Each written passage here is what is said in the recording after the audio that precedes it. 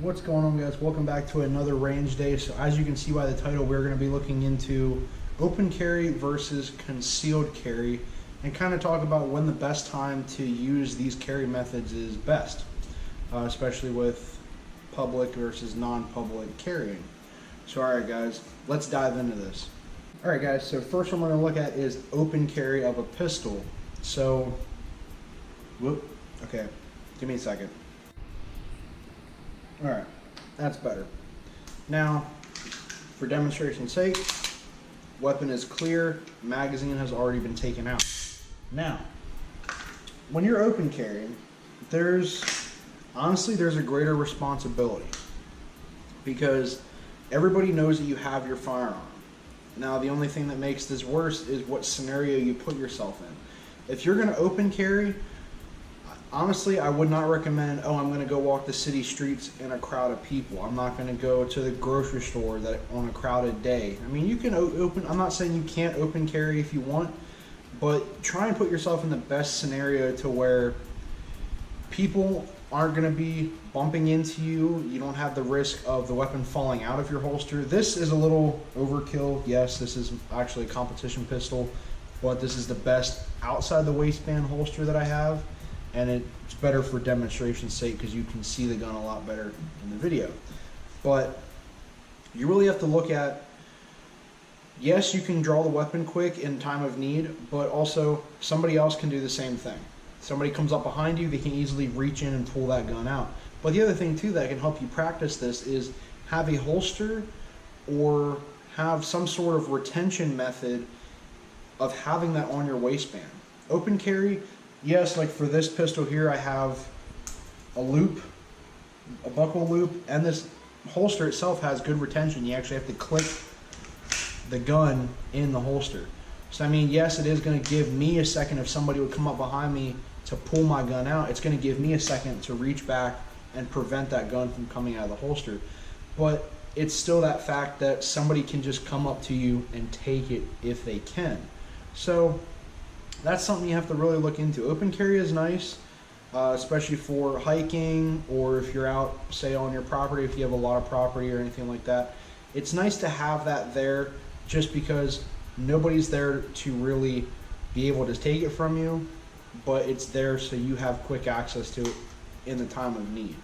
So you just have to do some scenario work with figuring out when you're going to carry it and where you're going to be at. Now, I wouldn't recommend carrying like this every day, especially if you're going to be in the public eye, because sometimes that can have a lot of eyes on you, not knowing if you're a defender or an attacker. So, all right, guys, that's kind of going to wrap it up on the open carry. Now, if you do want to know anything else about this, say maybe positions on where to carry your weapon, a different holster method than this. I mean, I have seen people that hold them on their back, but that gives you the chance of somebody completely behind you can just walk up and pull that gun out of your holster. So like I said, drop some comments down below, and also since you are this far into this video, don't forget to subscribe and drop a like. It helps me out, and also dropping those comments helps me get more video content to you guys that is going to help you guys. Alright, so now we're going to go ahead and take a look at concealed carry.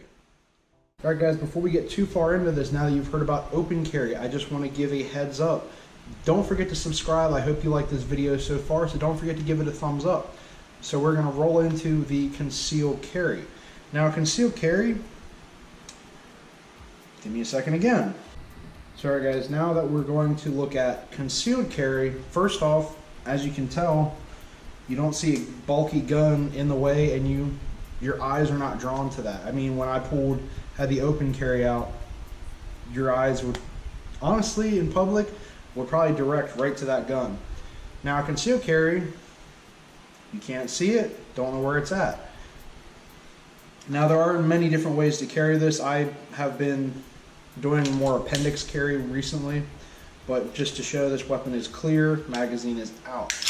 But there are multiple ways to carry this. Now, I wouldn't mind doing a video like that, so drop a comment down below if you want to know more concealed carry positions, techniques, things like that.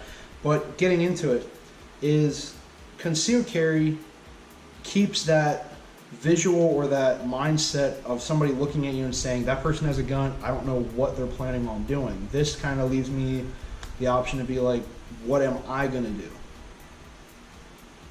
And which honestly is a very, very big factor.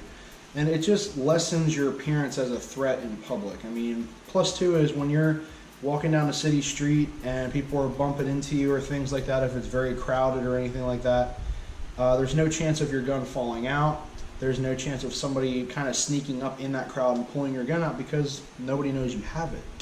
So that's one thing too. And yes, honestly, like I could say on open carry and everything, practice makes perfect.